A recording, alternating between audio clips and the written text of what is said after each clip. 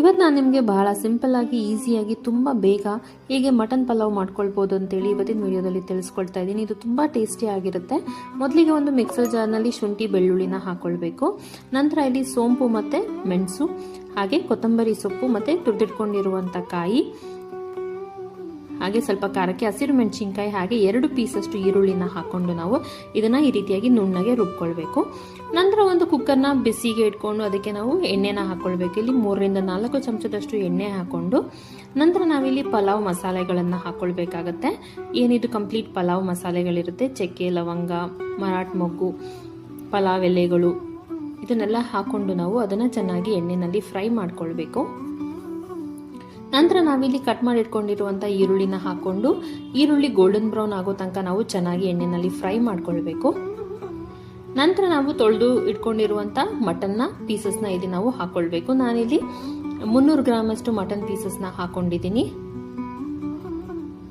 ನಂತರ ರುಚಿಗೆ ತಕ್ಕಷ್ಟು ಉಪ್ಪು ಹಾಕೊಂಡು ನಾವು ಚೆನ್ನಾಗಿ ಮಟನ್ದು ಹಸಿ ವಾಸನೆ ಹೋಗೋ ತನಕ ಚೆನ್ನಾಗಿ ಫ್ರೈ ಮಾಡ್ಕೊಳ್ಬೇಕು. ಮತ್ತೆ ನಂತರ ನಾನಿಲ್ಲಿ ಸ್ವಲ್ಪ ಅರಿಶಿಣದ ಪುಡಿ, ಧನಿಯಾ ಪುಡಿ, ಗರಂ ಮಸಾಲ, ಹಾಗೆ ಕೆಂಪು ಮೆಣಸಿನ್ಕಾಯಿ ಪುಡಿನ ಹಾಕೊಳ್ತಾ ಇದ್ದೀನಿ. ನಾವೀಗ ಆಲ್ರೆಡಿ ಹಸಿರು ಮೆಣಸಿನ್ಕಾಯಿನ ಹಾಕೊಂಡಿರೋದ್ರಿಂದ ಖಾರನ ಚೆಕ್ ಮಾಡಿ ಹಾಕೊಳ್ಳಿ.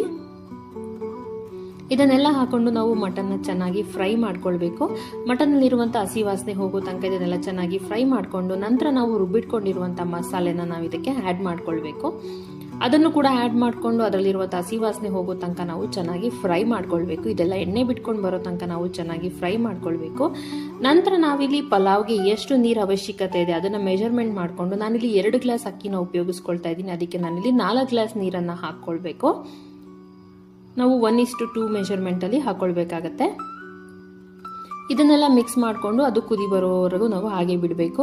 ಅದು ಕುದಿ ಬರೋದಕ್ಕೆ ಶುರುವಾದಾಗ ಮತ್ತೆ ಟೇಸ್ಟ್ ಮಾಡಿ ಒಂದ್ಸಲಿ ರುಚಿಗೆ ತಕ್ಕಷ್ಟು ಉಪ್ಪನ್ನು ಮತ್ತೆ ನೀವು ಹಾಕೊಳ್ಳಿ, ಎಷ್ಟು ಅವಶ್ಯಕತೆ ಇದೆ ಅಷ್ಟು. ನಂತರ ನಾವು ಲಿಡ್ಡನ್ನು ಕ್ಲೋಸ್ ಮಾಡಿ ಮಟನ್ನ ಚೆನ್ನಾಗಿ ಬೇಯಿಸ್ಕೊಳ್ಬೇಕಾಗತ್ತೆ. ಮಟನ್ ಚೆನ್ನಾಗಿ ಬೇಯಬೇಕು. ಅದಕ್ಕೆ ನಾವು ಇದನ್ನು 2 ವಿಷಲ್ ಮುಂಚೆನೆ ಬರೆಸ್ಕೊಳ್ಬೇಕಾಗತ್ತೆ. ನೋಡಿ, ಇವಾಗ ಮಟನ್ ಚೆನ್ನಾಗಿ ಬೆಂದಿದೆ. ಇವಾಗ ಮತ್ತೆ ನಾವು ಸ್ಟವ್ ಅನ್ನ ಆನ್ ಮಾಡಿಕೊಂಡು ಸ್ವಲ್ಪ ಕಸೂರಿ ಮೇಥಿನ ಹಾಕೊಂಡು ಮತ್ತೆ ನಾವು ಅದನ್ನು ಕುದಿಯೋದಿಕ್ಕೆ ಬಿಡಬೇಕು. ಅದು ಕುದಿಯೋದಿಕ್ಕೆ ಶುರು ಆದಾಗ ನಾವು ತೊಳೆದಿಟ್ಕೊಂಡಿರುವಂಥ 2 ಗ್ಲಾಸ್ ಅಕ್ಕಿಯನ್ನು ಅದಕ್ಕೆ ಆ್ಯಡ್ ಮಾಡ್ಕೊಳ್ಬೇಕು. ಈ ರೀತಿ ನಾವು 2 ಸತಿ ಮಟನ್ನ ಬೇಯಿಸ್ಕೊಳ್ಳೋದ್ರಿಂದ ಮಟನ್ ಚೆನ್ನಾಗಿ ಬೆಂದುತ್ತೆ ಮತ್ತೆ ಪಲಾವ್ ನೀಟಾಗಿ ಆಗುತ್ತೆ. ಇವಾಗ ನಾನು ಅಕ್ಕಿನ ಹಾಕೊಂಡು 2 ವಿಷಲ್ ಬರೆಸ್ಕೊಂಡಿದ್ದೀನಿ. ಇವಾಗ ಪಲಾವ್ ರೆಡಿ ಆಗಿದೆ. ಇವಾಗ ಇದನ್ನು ನಾವು ನೀಟಾಗಿ ಮಿಕ್ಸ್ ಮಾಡಿಕೊಂಡ್ರೆ ರುಚಿಯಾದ ಮಟನ್ ಪಲಾವ್ ರೆಡಿ ಆಗಿರುತ್ತೆ. ವಿಡಿಯೋ ಇಷ್ಟ ಆದರೆ ಲೈಕ್, ಶೇರ್, ಸಬ್ಸ್ಕ್ರೈಬ್ ಮಾಡೋದನ್ನ ಮರಿಬೇಡಿ.